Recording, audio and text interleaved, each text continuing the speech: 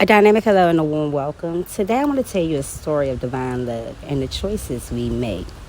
This is a story of twin flame love. It's the energy of love like no other.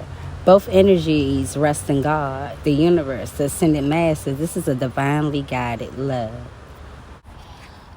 The moon has a divine lover, and his name is Kukuwasu. And he's a high-level spiritual being with great power. And when he discovered the moon, his true divine feminine, they lived in the spirit world together. In the 5D world, their love is destined. It was purely divine and guided by the universe itself. For the moon to breathe, it was to give Kukuwasu life, a true cosmic supreme soul love. They were gods who was a composition of both the energies, feminine and masculine. And every night, they would wander the skies together in the spirit world. But one of the other spirits was jealous, a warlock spirit called the trickster who had no powers. And if he wasn't careful, charmfully, he would have your powers taken. So the trickster who wanted the moon for himself, he just didn't understand love. He only questioned Kukuwasu in hopes of persuading him to betray the moon. And at times he even conquered his quest. It gave the trickster such pleasure when Kukuwasu entertained the thought of others in quest of finding clarity to question the authenticity of the moon love. How could such a powerful love me in such a genuine way, Kukuwasu thought. This made Kukuwasu search for the moon and others, and never could he find her, leading to great pain for the moon. The moon understood the power of her love and placed herself in a great barrier of isolation. Not even Kukuwasu had access to her. See, this didn't mean that she loved him any less, or she didn't even have any love for him. This was her way of healing herself as well as Kukuwasu, her true masculine. The more she loved on herself, the more she would heal Kukuwasu, and the more Kukuwasu would love her. She made sure to pray for him and to nurture his soul. She loved Kukuwasu so deeply that she was willing to sacrifice herself to protect the love that she had for him. Even if it meant placing barriers from Kukuwasu toxic patterns, she was going to stay authentic for Kukuwasu. See, Kukuwasu was spiritually immature. Even though he genuinely loved the moon, he just didn't understand his power. He didn't understand the power of his mind and how his thoughts could create such actions that carry a vibration which sacrifice the dynamic love which him and the moon had. Allowing the trickster to play games of the mind left Kukuwasu vulnerable and quickly to act as well as question the moon, placing distance between the dynamic love that they had. The closer the trickster got to Kukuwasu, the more he noticed in every way how deeply the moon loved Kukuwasu, and that infuriated the trickster even more. So one day the trickster thought he came up with such a clever plan. He told Kukuwasu that the moon had asked for flowers, but he had to go to the 3D world to pick up these flowers. In such confusion, Kukuwasu asked, well, what kind of flowers are they? Well, the trickster said they were wildflowers and baby breath.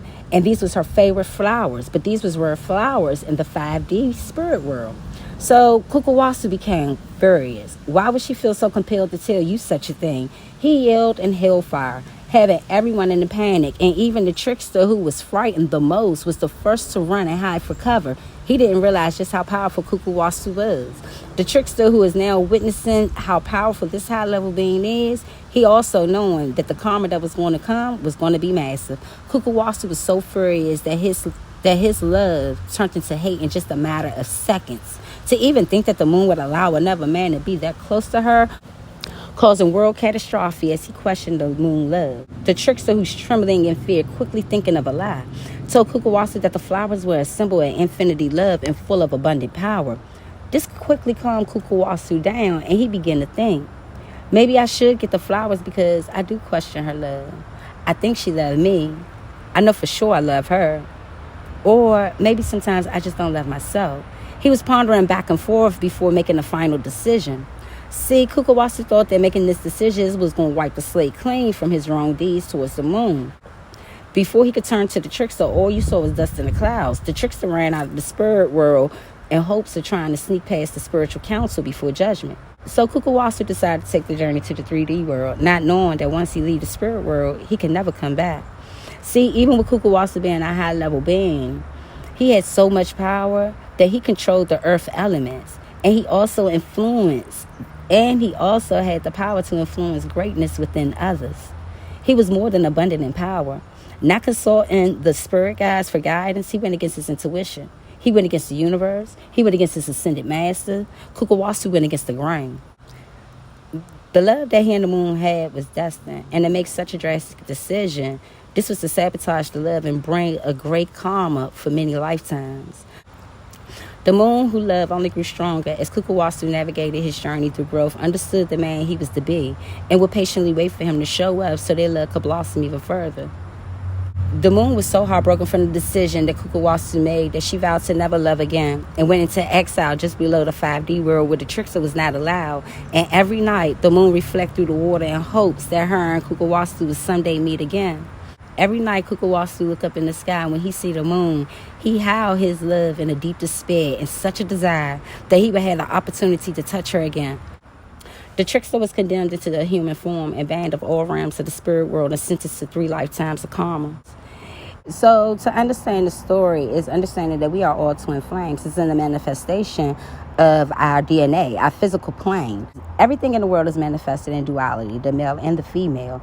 Therefore, each and every soul it encounters a soul called a twin flame, a karmic flame, or a twin soul. It's one half of the soul manifested in the masculine side and the other half manifested in its feminine side. The destiny of the twin souls is to reunite and get liberation at the end of the soul life cycle. These twin flames remain tied together with crystal cord throughout the entire life journey of the physical plane as well as the astral plane.